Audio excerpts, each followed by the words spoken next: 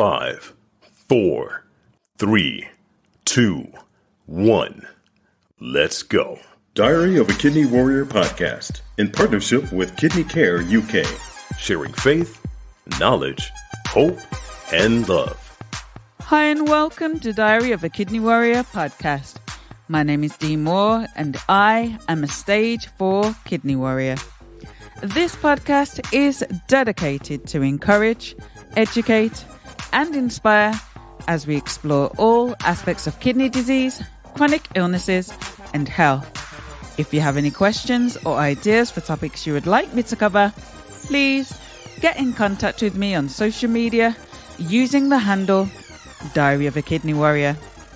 In today's episode, I am bringing you a kidney warrior story. Now, there's always something you can learn from someone's story, something that can bring inspiration and hope. My guest today from Texas, USA is kidney advocate, ambassador, and podcast host, Jonathan Traylor. Jonathan was diagnosed with end-stage renal failure in 2019. He went on to having in-center hemodialysis, then progressed to having home dialysis, and in 2020, he received a kidney transplant. Jonathan shares the lessons he has learned during his kidney warrior journey. Hi and welcome to Diary of a Kidney Warrior, the podcast. How are you doing today, Jonathan? I'm doing well, Dee. How are you doing? I'm good. I'm really good. I'm really excited about the interview today. And this interview actually is a first because you are the first person that has interviewed me that I am now interviewing. So this is a first on the podcast. For those new to the podcast and new to Jonathan, Jonathan is a podcast host as well and has a podcast called Hope with Jonathan. And we will talk a bit more about that later. But yes, Jonathan has interviewed me and now I'm interviewing Jonathan. Yes, that was an amazing experience and an awesome interview. And we also had Kyle from Kidney Warrior merch on there as well. So, oh yeah, can't forget about Kyle. Shout out to Kyle. Yeah. Shout out to my buddy Kyle up there in Toronto, Canada. But yeah, I just wanted to say that, Jonathan, you are one of the most humble and amazing people that I've had the pleasure to meet. And it really is an honor to be interviewing today and to be able to share your story because, as I've said on the podcast many times before, I really believe that people's lived experience is so powerful. And so I really believe that there's so many people that can be helped and encouraged. And as in your title of your podcast, Hope, they can receive hope by hearing your story today. So I'm going to kick off with my first question. And my first question is, how did your kidney warrior journey begin and how were you diagnosed? Well, Dee, leading up to my emergency kidney failure that happened on July 8th of 2019, I was having some problems with urinary tract infections. And those urinary tract infections would happen sporadically around like every 6 months. I would have one. And they were pretty severe.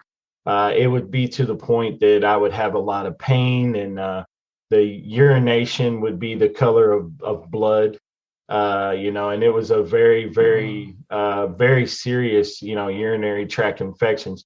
And, looking back, the strangest thing was when they would run labs and stuff, nobody ever mentioned kidney disease to me. They always said, you have a urinary tract infection. Here's the antibiotics, and you need to go home and rest, and you'll be fine.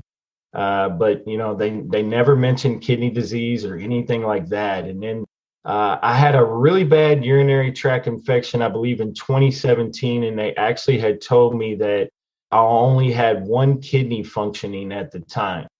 And that was when they, kind of told me, hey, we think that you're, in kidney disease.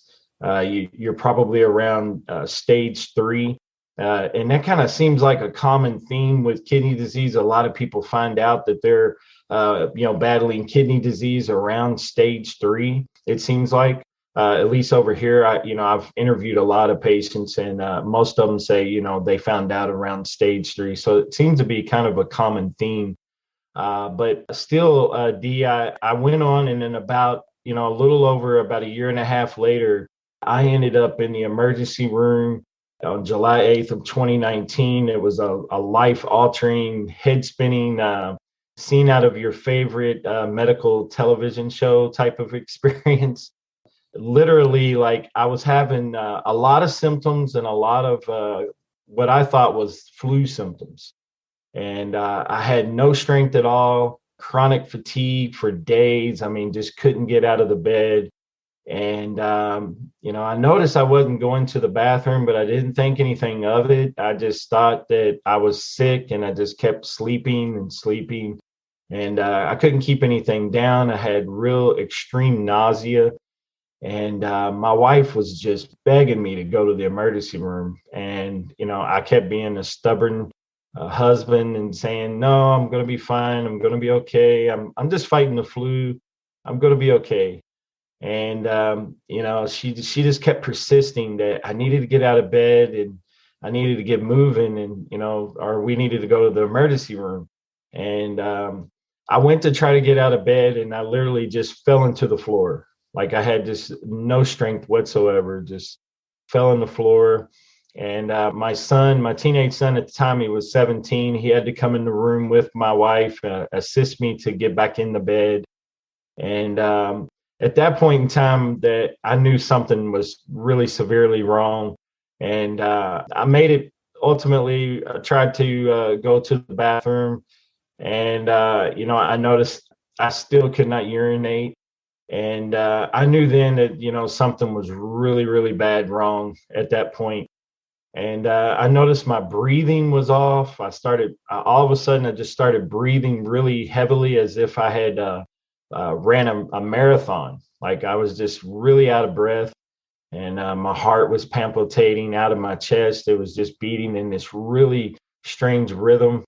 And we called 911, which is the emergency phone number here in the United States. And ambulance came, and they quickly got me to the local hospital here. And they were kind of moving around a little slowly once we got there. And but once they ran the blood work and found out that my kidneys had failed, they were moving around like crazy, like really fast and quickly. And they knew that time was of the essence, and they had to move quickly because my kidneys were completely failed. And I was right at that moment, I was stage 5 ESRD, and they were really nervous. So they stuck me in a helicopter, and they flighted me to San Antonio, Texas, which is about an hour drive. I got there in probably 20 minutes by helicopter. And once I got there, just a little bit of a backstory. I'm actually have a fear of heights. And so when they said helicopter, I was a bit nervous, but it was like I was riding on a cloud all the way there. I had no anxiety at all. It was like God had just given me complete peace at that moment. And I was able to handle the ride in the helicopter. But once I made it to the hospital, I just still remember when they were wheeling me in, I heard the ER physician, he said, grab the crash cart. Whoa. And from that point, I blacked out. That was it. And I woke up 3 days later on a dialysis machine. I had already been on the machine for 3 days. I was intubated with tubes, hoses, and lines, and my hands had been actually strapped to the bed because I had been trying to pull the tubes and the hoses, I guess, while I was in my sleep or slumber. And, they kind of had me, I guess, in a medically induced, like kind of a coma-like state to keep me from doing all that, because I was just really giving them a fight. Wow. And when I came to, it was really, I can't explain it, but it was a frightening experience because I had no idea, that they were going to intubate me and all that. So imagine, you wake up with a tube down your throat, and you want to start talking to people, and you want to try to communicate, and you can't. And so it was a very traumatic. And they had it had gotten back to me that my potassium had reached a 9, which in the States, a 9, it's a pretty high score Yes. of off the charts, potassium. And they had already taken off like 30 pounds of fluid. Wow. Yeah. And so I woke up on that dialysis machine. It was kind of a larger dialysis machine, I guess, that they use in an emergency situation when they need to do like longer sessions and things like that, because they had to pull off, a lot of fluid as quick as they could to help save my life. But it was a very traumatic experience. And ultimately, a 2-week stay there in the hospital. I moved out of the ICU probably after about 4 days. And then they got me in just a standard room to continue with dialysis in hospital. And, and I was there for like 2 weeks until I ultimately left there to do dialysis in center. And so I did in center dialysis for probably around 10 months.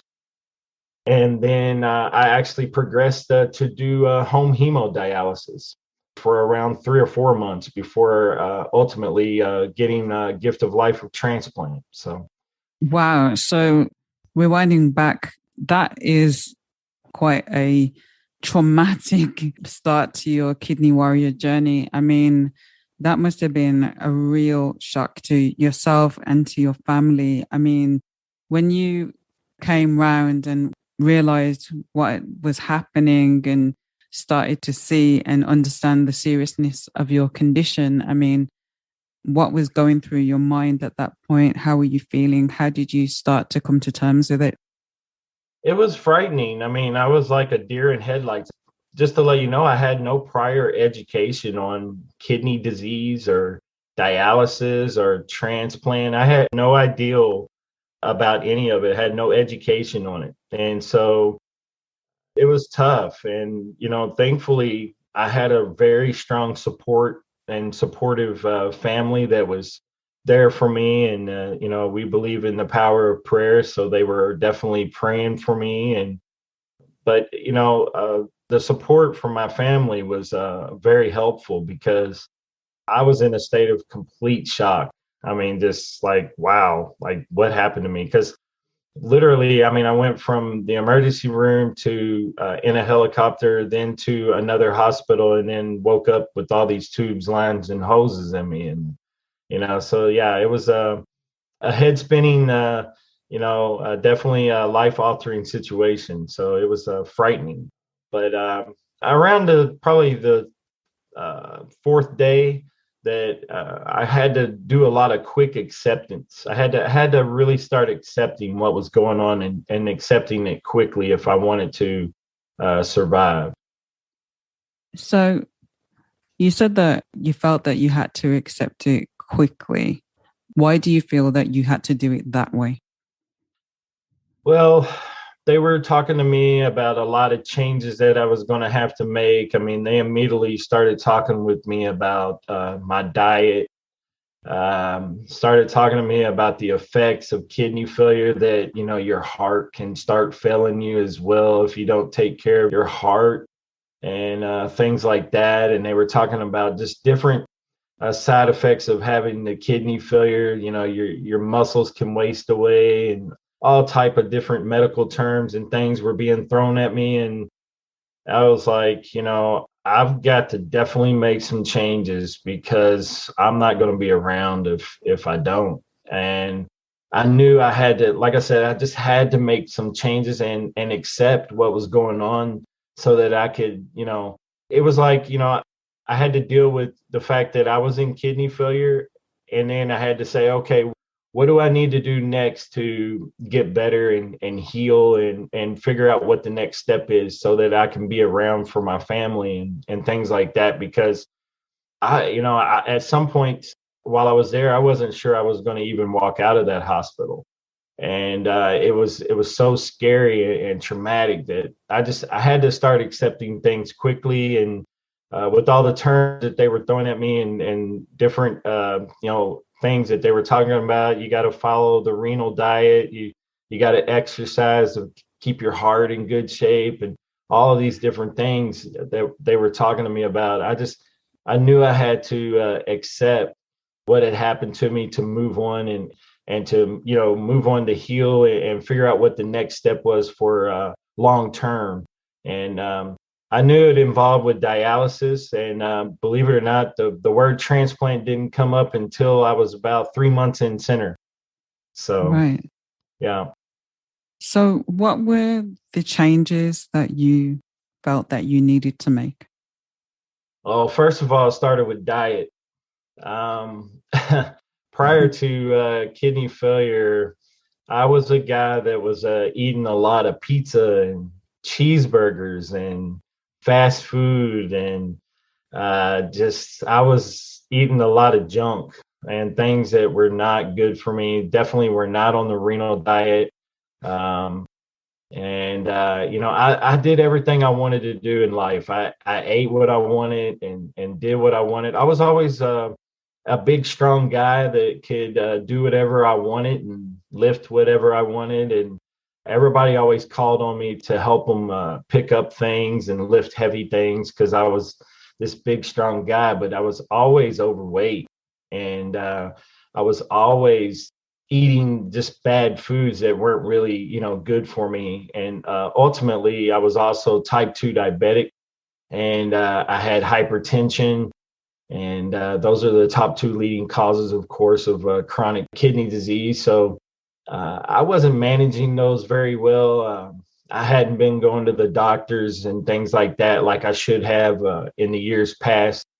And I had a bit of a white coat syndrome where just going to the doctor caused me anxiety. I was always just scared of doctors and things like that. But no, the major changes that I made were following a renal diet.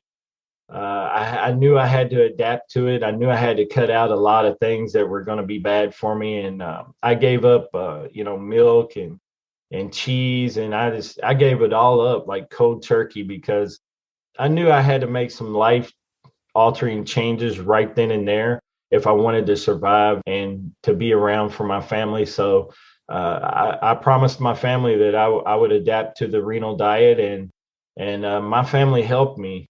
And believe it or not, Dee, we went into a grocery store and spent like 3 or 4 hours just walking up and down the aisles and looking at labels and reading materials and all on what I could have and what I couldn't have. And it was amazing to find out what the foods that I was eating, how bad and terrible they were for me. So it was an educational experience, most definitely.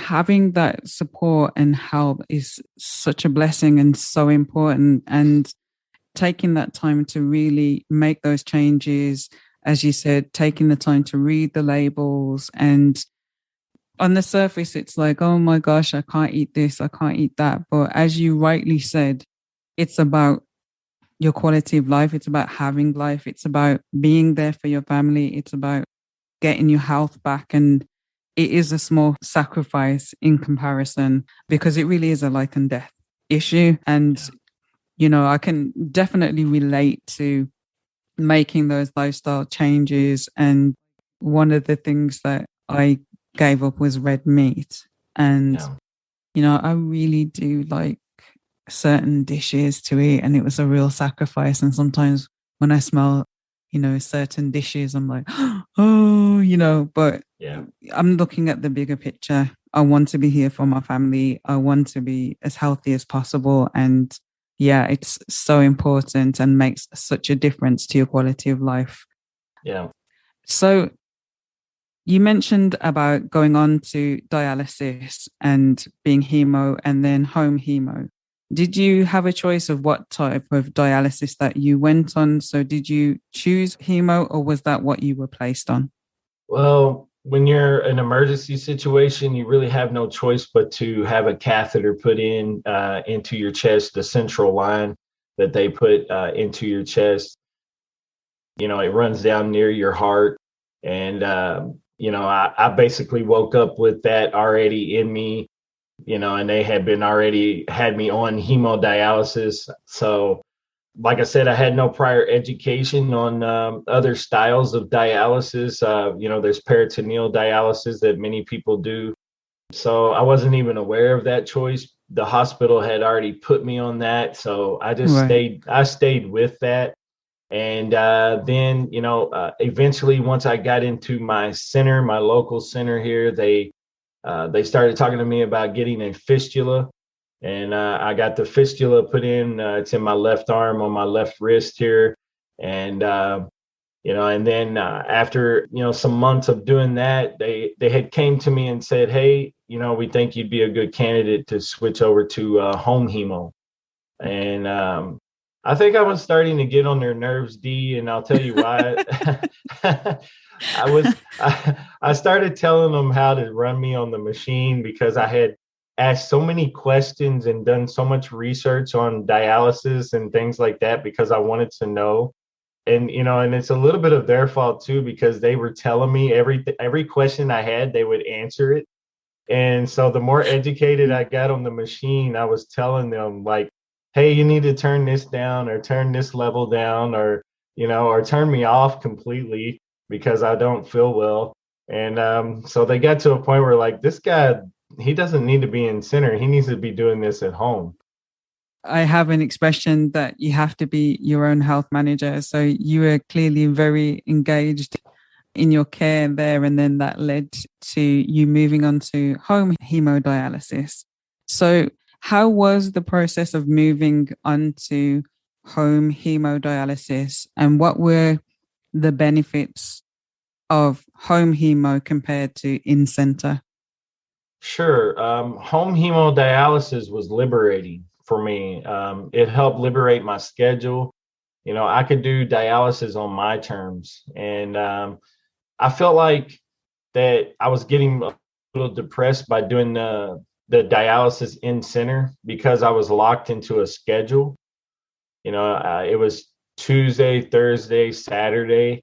And, I felt like, man, if I'm going to do dialysis, I'd like to do it on my terms and when I want to do it. And so basically, it was a great fit for me because it liberated me and it gave me back my Saturdays because I would do dialysis, Monday, Tuesday, Wednesday, Thursday, Friday, versus, doing them on the weekends. And the weekend became my days off of dialysis. On my prescription, I could choose 2 days where I didn't have to do dialysis. And so I chose Saturday and Sunday.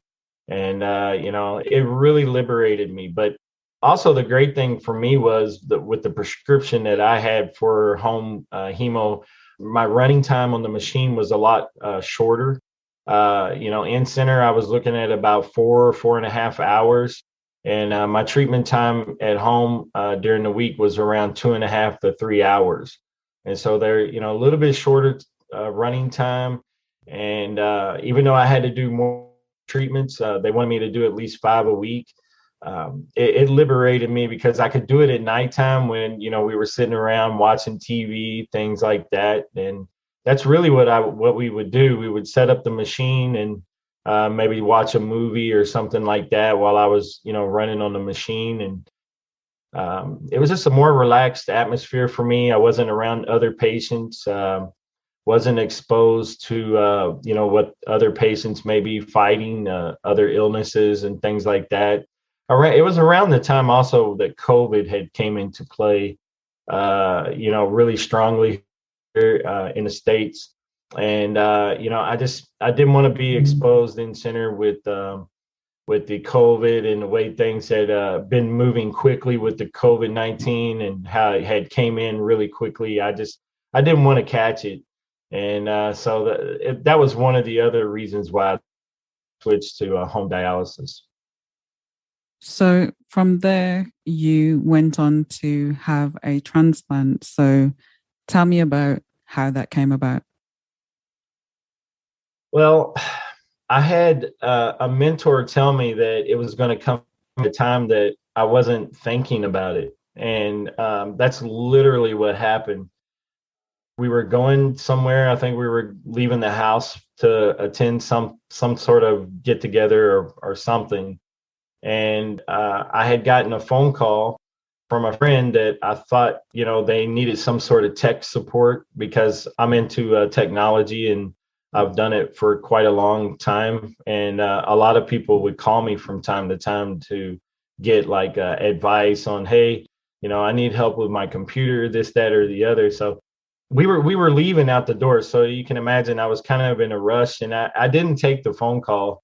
I know that sounds kind of rude, but that's really what happened.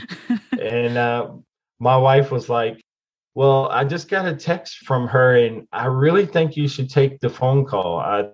She says it's important. And so I said, okay, fine. So I'll call her. So I called her back and I said, hey, how's it going? And literally like right away, she's like, hey, my brother is passing away and we'd like to know if you would like his kidney. He's a registered donor and he's passing away. And just a little bit of backstory, we were friends growing up. So all of our family and everything, we went to church together and we attended, family events and different things associated, with knowing each other from church. So we had known this family and I'd known this person that was passing. I'd known him for quite a while. And so first of all, it like took me back that they were like telling me that, he was passing away. So it was a bittersweet moment for me because I was sad that he was passing away, but also I was, anxious because I was like, man, I really could use this kidney because I need a kidney. And so I of course I told her, I said, well, I'll let you know. I'll definitely call you back and let you know. And I immediately picked up the phone and I called my mentor. And my mentor told me straight away, he said, hey, he's a registered donor and somebody's going to get this kidney. And it's been offered to you and you better take it. This is your opportunity. This is your chance. And so the wait time here in San Antonio area is around 6 to 8 years for an old kidney. And so, with those statistics and things like that, I was thinking about the advice that he had given me. I said, you know what? I think you're right. I think I better take this kidney. And so I called him back. And after discussing it with my family and everything like that, I called him back and said, yes, I'll take the kidney. And later, the hospital called and said, hey, are you aware of the kidney that's being offered? And I said, yes. And they said, okay, be here at 6 a.m. And I think at that point, it was like midnight when they had called. And so I didn't get any rest that night at all. I just tossed, turned. I was so anxious and nervous. And we showed up there at like 6 a.m. and, they got me prepped and everything. And they ultimately, they ended up flighting the kidney from the state of Kentucky all the way to Texas by airplane. And it's considered a direct donation. Because since he was a registered donor, they were able to direct donate to me. The family was able to make that decision. And so, they got the state involved and the state said, okay, fine. They approved and they sent the kidney, like I said, by way of airplane. And I ended up ultimately getting the transplant on August the 11th of 2020. And so I'm just a few days over celebrating my 1 year anniversary, and everything's been going really well. My labs have been excellent, and I've gotten all my strength back. And as a matter of fact, I think I drive my wife and my kids sometimes crazy with all the extra energy that I have right now because I'm all about exercise now, and and that's another change that I had made that I failed to mention is that I implemented walking as part of my regimen when I experienced kidney failure.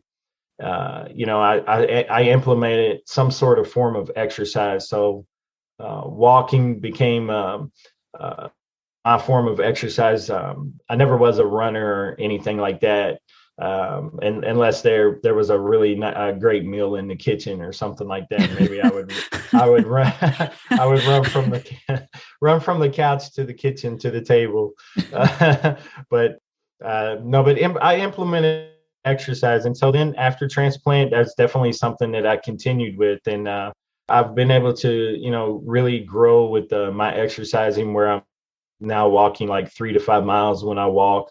And I ride my mountain bike now, and I do that. And I'm lifting a little bit of weights to try to tone up here and there, to try to get a little bit tighter. I'm nowhere near like a movie star or anything like that, but maybe one day. But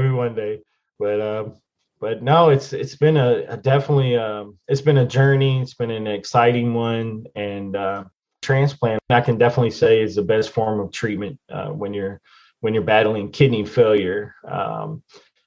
It's day and night compared to having to do dialysis every day or every other day. It's just a completely different lifestyle. Of course, there's some changes that have to do with the medication. You have to learn how to take your medications on a regimen, with the immune suppressant medication and all of that. But you learn it, you pick up on it, and it becomes part of you, part of your regimen, as taking medication. So now I take a lot of meds versus doing dialysis, and so it's the trade-off for that is amazing. And but God bless my donor and my donor family for direct donating to me, because they could have easily just let his organs go to anybody.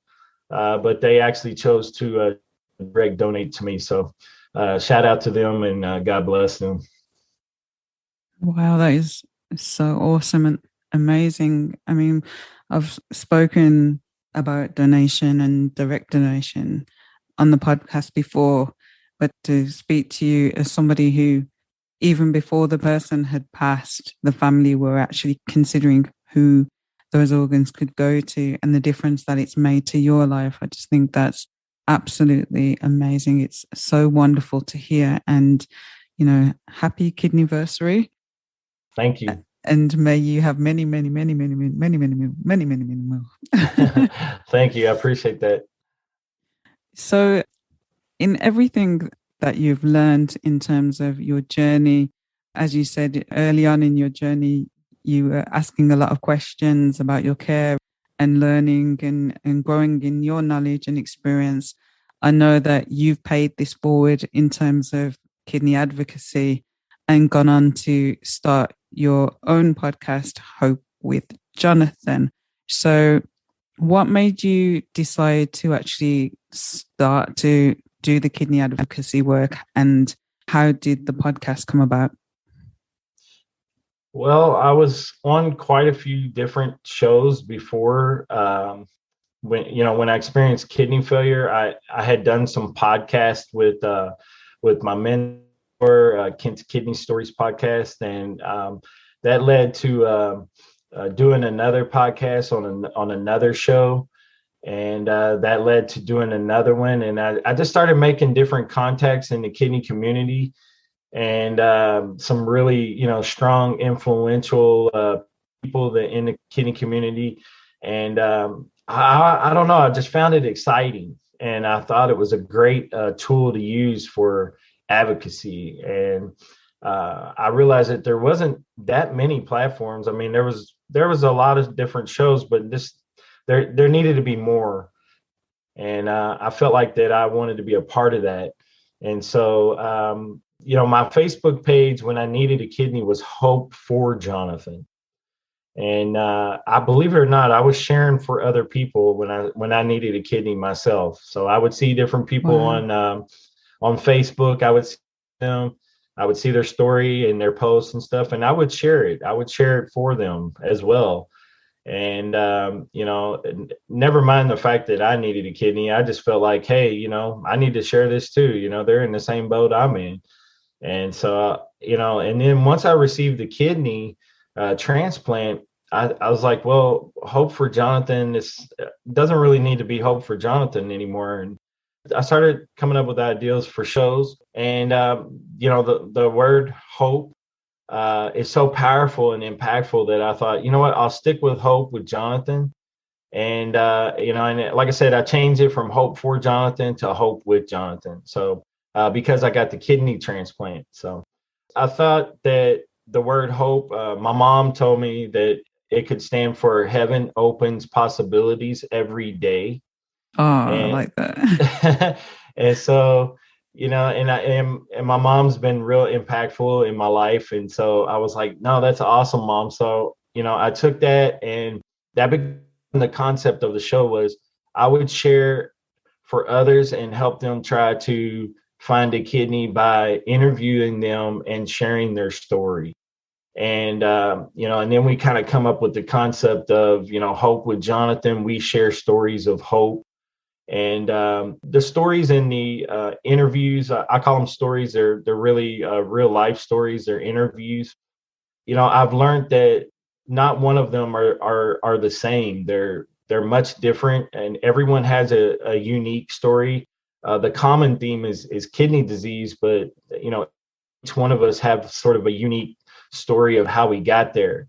And it's been a awesome journey and an awesome honor to be able to share these warrior stories.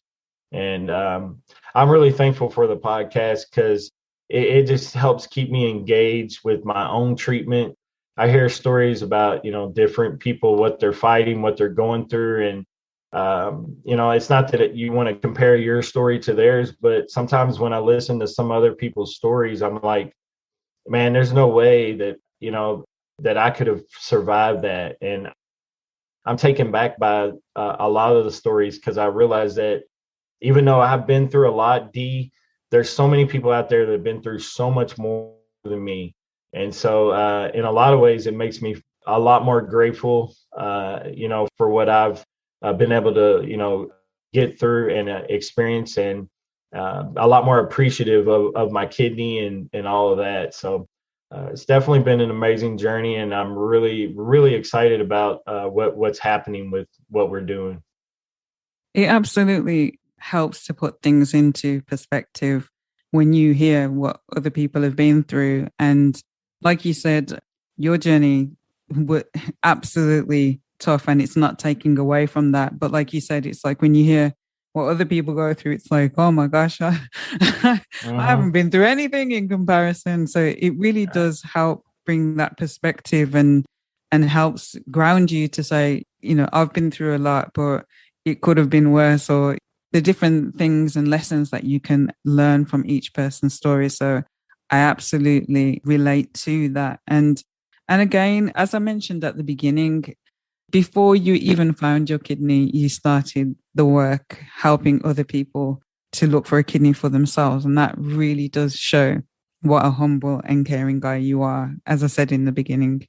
And I really do mean you are such an amazing person. And that word hope, and I really think it is so important because, as I've said before as well, to me, a person without hope is dead already before they've entered the grave. And so for me, hope is so important. And with everything that you have learned from your journey and are still learning, because I know we're continuously learning, what piece of advice, what word of hope can you give to someone who is new in their journey of kidney disease, who might be afraid, not knowing what's going to happen to them? What word of encouragement can you give to them? Just know that it's not a death sentence. So if you get, diagnosed with kidney disease, just know that you can do things to treat it. You can do things to improve your kidney disease. You may continuously live with it the rest of your life, but if you follow your medical team's advice, they're not trying to hurt you; they're trying to help you. It may come off a little bit harsh at first, but you'll have to learn how to adapt. But just know that there is hope, and that you can manage this disease. There's treatments for it. And just know that you need to surround yourself with positive people. You need to surround yourself with any support that you can get. And if you don't have friends or family, you need to reach out to your local community, whether that be church or sometimes it's just a group of people outside of your family that you can meet with to talk with, because you're going to need support. Support is crucial when you're battling chronic illness like kidney disease. And just try to keep a PMA, a positive mental attitude. It definitely will go a long way. And I tried to adapt that quickly. Once I got a positive mindset, I felt like that I could battle this kidney disease. And like I said, surround yourself with positive people, and surround yourself with a good, strong support group.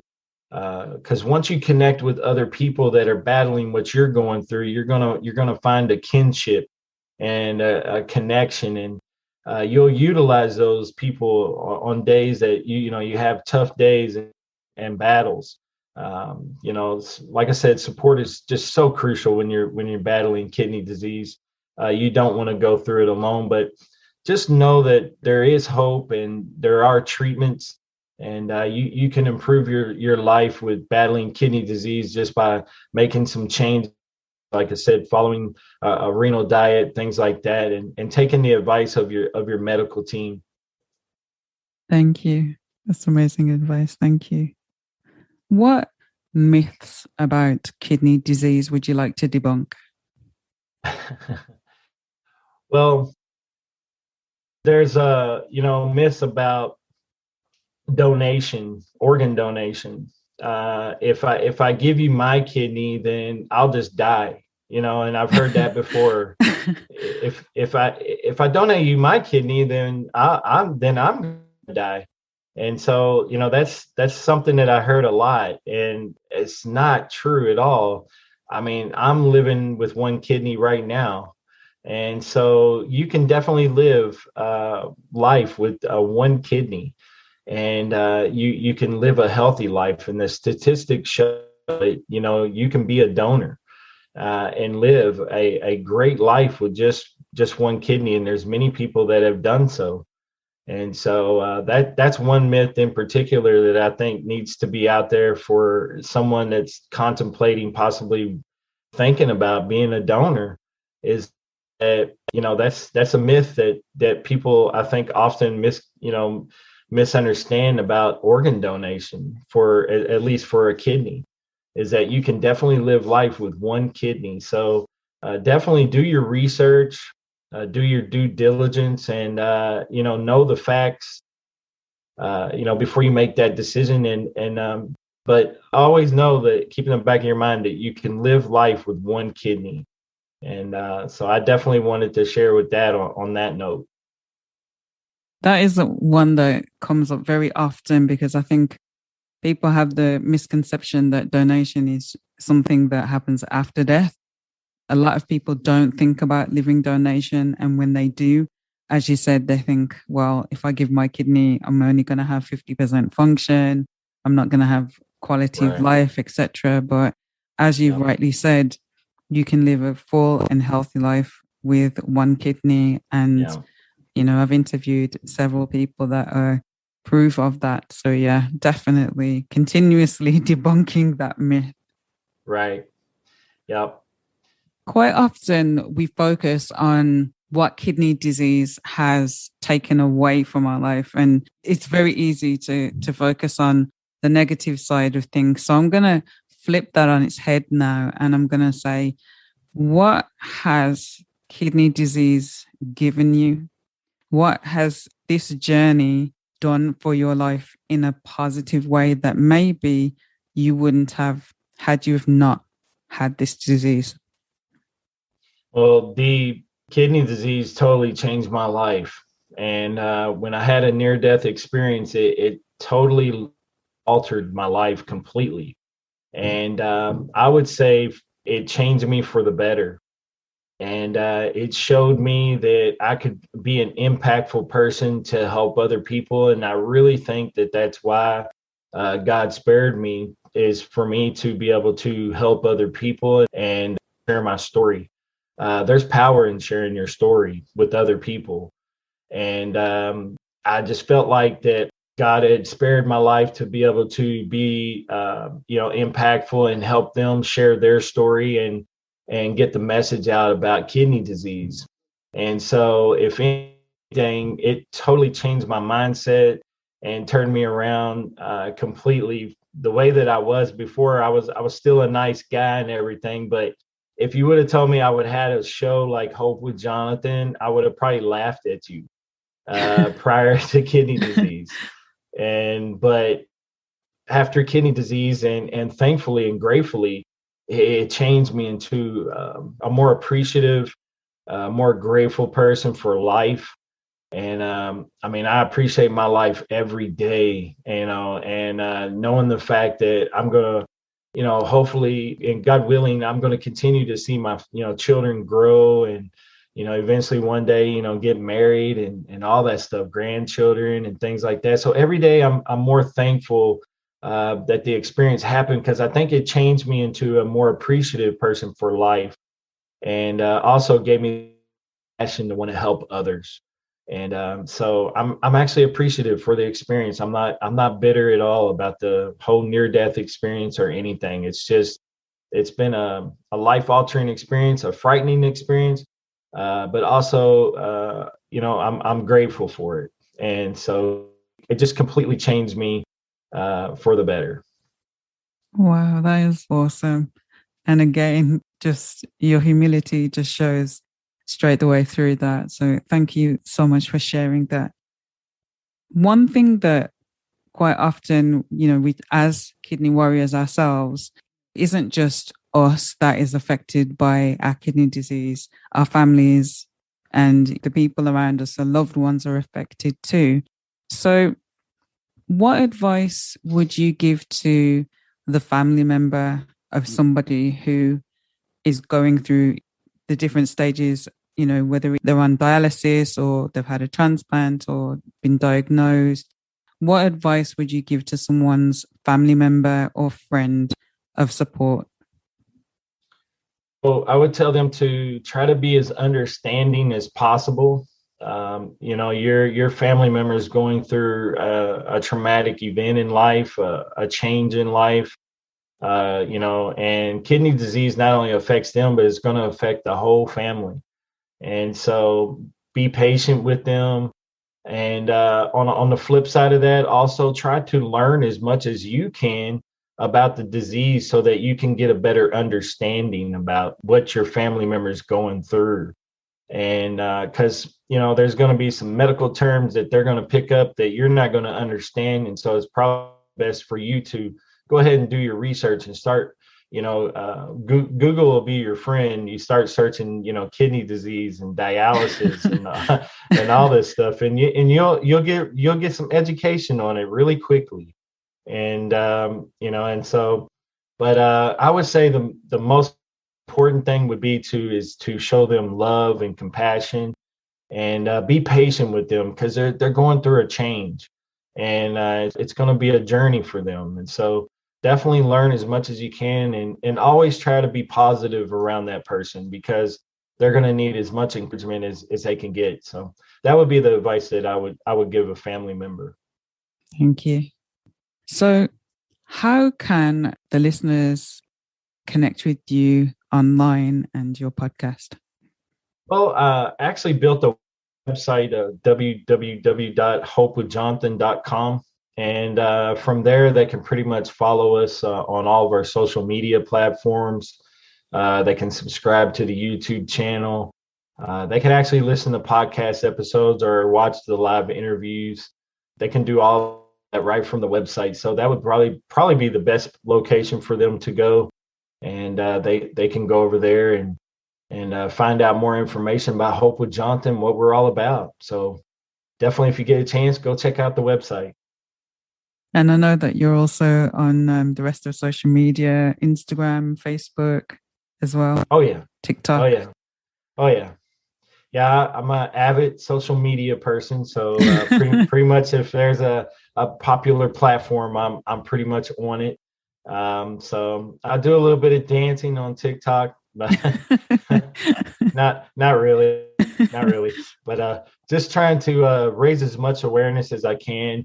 And I mainly use it for marketing for the interviews. I try to push as much as I can for my interviews and things like that. And so, but no, definitely on most of your popular platforms: Facebook, Instagram, Twitter, right now TikTok. So if you're looking for me, you can find me across the board at Hope with Jonathan or Jonathan Traylor. So, thank you. Do you have a final word for the listeners? My final word for the listeners would be to hang on to hope. And hope is a powerful word. And always hang on to hope, and never let hope slip out of your hand, because hope is such a powerful word and a powerful thing to believe in. I relate it with faith. Hope and faith to me are kind of the same thing. But I think hope is a little bit more of a stronger word. But I have a lot of faith, and so I relate that word hope with Christ as well, and belief in Christ.